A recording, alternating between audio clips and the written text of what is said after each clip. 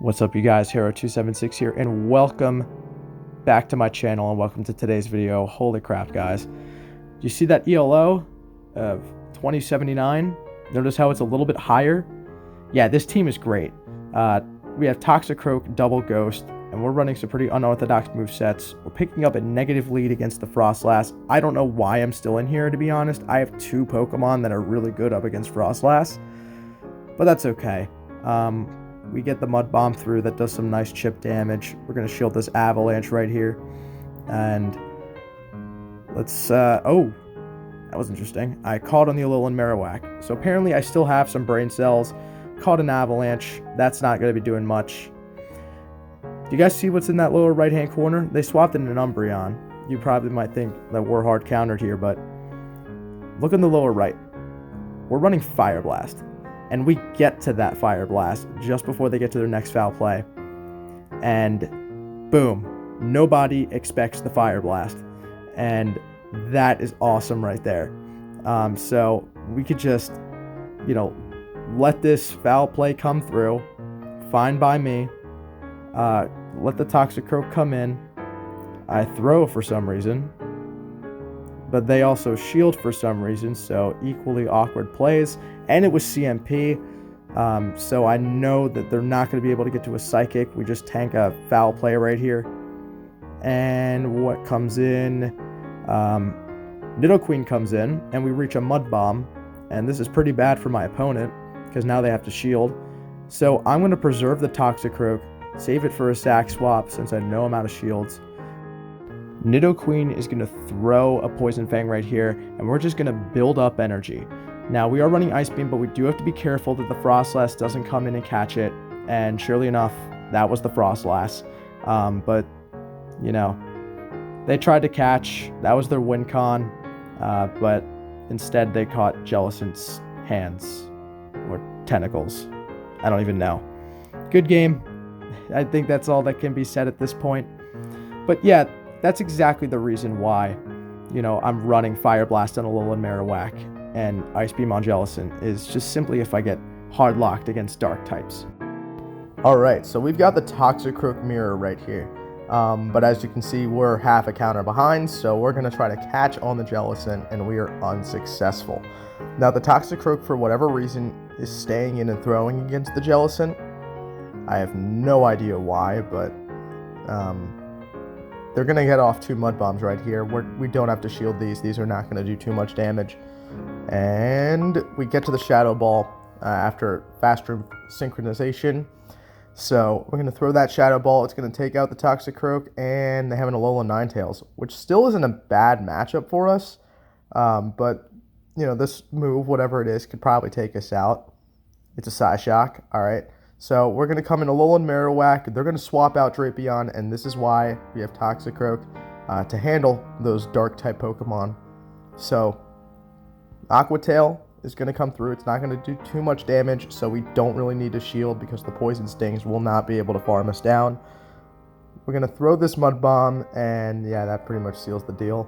I'm going to shield this move. Wait, no, never mind. I'm going to let it go. What the heck do I know? So I'm going to Fire Spin down with a Alolan Marowak since it's low enough. And then it's just that Alolan Ninetales in the back. We do not need to shield this first move because we know they have Psyshock. It's not going to be able to take us out from this range. And we're just going to commit all the way down to the Fire Spins. I'm going to shield these next two moves just to preserve some health. So first Weather Ball, and they get to another one. It's totally fine. They're not going to be able to get to a third at this rate with such low health. And we Fire Spin all the way down, and the opponent loses with two shields. So good game. Very well played to my opponent. Let's jump right into game 3. Alright, so before we get into the next battle, I do want to give a shout out to my lead reader. My lead reader is one of the best features that I've implemented on this channel. It will basically read the lead scenario in the top left-hand corner and tell you how good this lead is. For instance, TOXICROAK against NIDOQUEEN is pretty dependent. I think 2 turns can flip this matchup. You know, so if I sneak in 2 counters, I will win. That's 1 counter. So anyways, they're going to throw a Poison Fang here. No need to shield. So we're just going to throw this Mud Bomb right here. We execute the fast move denial. We're still 1 counter ahead. So they shield that Mud Bomb. I sneak in another one, and I should be able to win this matchup, but I'm deciding not to shield. And they come in with an Umbreon, and that is not good. That's not good at all, because this is my only counter to dark types. I had to come in AWAC right here and basically hope that I could do enough damage. I'm going to let the first foul play go through because I know they're not going to be able to Snarl down from half health, because Snarl is a fairly weak move, but I am going to shield these next 2 foul plays that come my way. So watch this though. I know they're 4 off from the next one, so on 3, I'm going to throw the first Shadow Bone. Since I know I win CMP, I'm going to get to my 4 fire spins and get to the Shadow Ball, meaning I can throw 2 without having to shield, which is excellent because now the Umbreon is out of shields and we won switch. So that's a big brain move right there. NIDOQUEEN comes back in, and honestly, this isn't terrible for us. They are going to Poison Fang, but I am going to shield it because I want to get off the Shadow Bone. Shadow Bone is going to likely take out the NIDOQUEEN from that range. Yeah, it does. And I horribly misread in the back. I thought that would be something completely different, but it is a Galvantula. So this is looking a bit rough. We get to the Shadow Ball, but for some reason we overtap, even though we were at the move, and that's unfortunately a loss. So good game to my opponent. Well played. And on to game number 4. Alright, what type of matchup are we going to get here? Honestly, the queue times have been taking so long. I guess that's just because everyone's been excited for the Halloween Cup, and so many people have been joining matches and whatnot. Anyways, TOXICROAK into Umbreon. Oh my gosh, this is a great lead. You love to see it. They're going to swap in the Crustle, and we're going to swap in the Jellicent. The great thing about Jellicent is that it's resisting the X-Scissors, even though it's taking neutral from the rock moves. So they do land a Rock Slide right there, which is quite unfortunate. So we're just going to go straight Shadow Ball and see what happens. And it lands, so we're going to be able to Hex all the way down, leave with some residual energy, and what's going to come back in? Umbreon, okay. And this is why we have Ice Beam, you guys. So that way we're not totally hopeless up against the Umbreon. We're going to be able to do some chip damage there, albeit not a lot of chip damage, but still, that's still decent. We're going to come in with the TOXICROAK, and we are going to shield right here, fearing that it might be the Psychic, but they're running Last Resort. So I'm perfectly fine with this. This is an even better matchup since Umbreon isn't running Psychic, and my TOXICROAK won't be dealing with that Psychic. Won't have to take double super effective damage. They get to another move right here, and honestly, I'm fine with letting this go through. It is a last resort, so be it. They have the Alolan Grimer in the back, and it's not looking great. You know, thankfully, though, it is running Poison Jab, so I can safely let that Crunch go through, and they're not going to be able to farm down. Trying to get to the Fire Blast, but I'm afraid I'm not going to get there by the time they get to the next Crunch, so that's why I'm throwing right there. They shield, which is great, and I'm going to be able to get to another Shadow Bone, which means I'm going to force their second shield. Now, all I have to do is let them farm me down, come in with the TOXICROAK, throw a Mud Bomb, shield up this move, so that way the TOXICROAK doesn't get taken out. It is the Crunch. They try to catch on the Umbreon, but it fails. So I'm going to throw this Mud Bomb onto the Alolan Grimer, and that is going to be a good game to my opponent. Very well played. And let's jump right into the next one right here. Let's see what type of matchups we're going to get. Here's our opponent. Let's jump right into the match. TOXICROAK versus A-MUK. Perfect. This is why we're running TOXICROAK, to absolutely dismantle the dark types, and this is one of those that's just an absolutely dominant matchup for TOXICROAK. Everything is resisted, and Mud Bomb is super effective. Counters are neutral, but they're doing a lot of damage. Now, this is a Poison Jab A-MUK, so it's almost assuredly running Acid Spray, and there you go. They try to snipe with the Golbat, but they throw relatively early, which means this is not the Shadow Ball. This is just a Poison Fang. So I'm going to build up and go for the Ice Beam right here. And this is another really good reason as to why we're running Ice Beam. It's going to be super effective here. And it does a lot of damage. It doesn't take it out, because it's obviously not stab. But, you know, I'm glad that it did as much damage as it did. Anyways, they throw immediately again, fearing that they're not going to get to the Shadow Ball. So it's just another Poison Fang. So we dominate that matchup. Alright, so we are double debuffed and an Azumarill comes in. So this is still good for us. So I'm going to stay in and do some chip damage with the Shadow Ball. And my opponent shields. So this is still a good matchup for me. In comes the Alolan Muk. And we're going to snipe with the TOXICROAK. Okay, so Azumarill is going to throw right here when they come back in. It's just an Ice Beam, but I still want to shield it to preserve some health.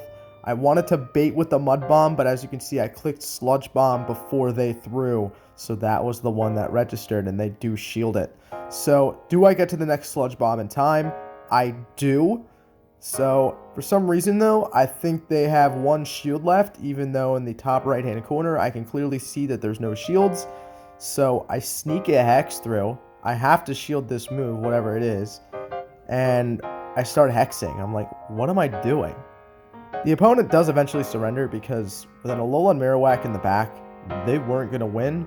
But I should have been more aware of what shields they had. That's definitely a misplay on my part, but that's still a win for us, so I'll definitely take it. Alright, let's hop right into the next game. Alright, TOXICROAK into NIDOQUEEN. And like I said earlier, this is a very dependent matchup. All depends on what the opponent does and if they let me sneak through any counters. So, I go straight for the Mud Bomb right here. They shield it, which they haven't thrown yet, so they probably have an Earth Power stored. We do have to be mindful of that. Crustle comes in, and I am going to swap in the Jellicent because X-Scissor right here is resisted. So I'm going to go straight for the Shadow Ball right here. I am not messing around. We can delete this Crustle. They don't shield it, which is good. And now we're able to Hex all the way down. Cofagrigus comes in. Once again, going for that Shadow Ball. I'm fully expecting my opponent to shield. But it lands! The opponent does not shield. They disrespect the Shadow Ball and they quit. Oh, that really feels for the opponent. I'm really sorry. Jeez. I know exactly how that feels like. I find myself in that situation so much. Trying to call their bait, but it's actually the nuke move. But I'm glad we, have Shadow Ball on there. Otherwise, I probably would have baited with Bubble Beam. Anyways, TOXICROAK into Jellicent. Horrific lead for us. We are going to swap into the Jellicent Mirror. And in comes Amanda Buzz. And this is exactly why I run Ice Beam. This is still going to be applying some pretty big damage. As you can see, it does just about under half of Amanda Buzz's health. They do get to a move right here, so we are going to shield. It is a foul play. So I am going to try to apply as much shield pressure as I can with the Ice Beams. In comes the second one. And I'm glad that Jellicent charges relatively quickly. Can we sneak through a Hex? No, we can't. That would have been great if we did. But I am going to be forced to commit 2 shields and solo this Mandibuzz. We get to the next Ice Beam. Now this is going to apply some shield pressure for sure. They do shield it. And can we get to the next one? I don't think we can. Oh, we swap and catch the foul play on the TOXICROAK. What a big brain play. I wasn't even thinking of that. Jellicent does come back in. But we can apply some pressure with the... never mind, we can't apply any pressure because TOXICROAK is dead. But we do get to the Shadow Ball on our own Jellicent, which is really nice. So this will be taking out the opponent's Jellicent. We're getting it very low. What the heck do I know? Mandibuzz comes in. Can we get to the... No, we can't get to the Ice Beam. So it's all up to the Alolan Marowak right here. It's going to have to tank a move and fire spin down or get to the Shadow Bone to take it out. And can I farm down? I do farm down. Now what's in the back? It's a Wigglytuff. Oh my gosh. Okay, we might be able to pull this one off because we have Fire Blast. Oh, that's going to be close. Oh, it's a draw. How unfortunate. That sucks. Alright, well that's a good game to my opponent. I figured I'd showcase that battle because of the draw. Just an interesting ending. So yeah, bonus battle. So hope you guys enjoyed. See you guys in the next one.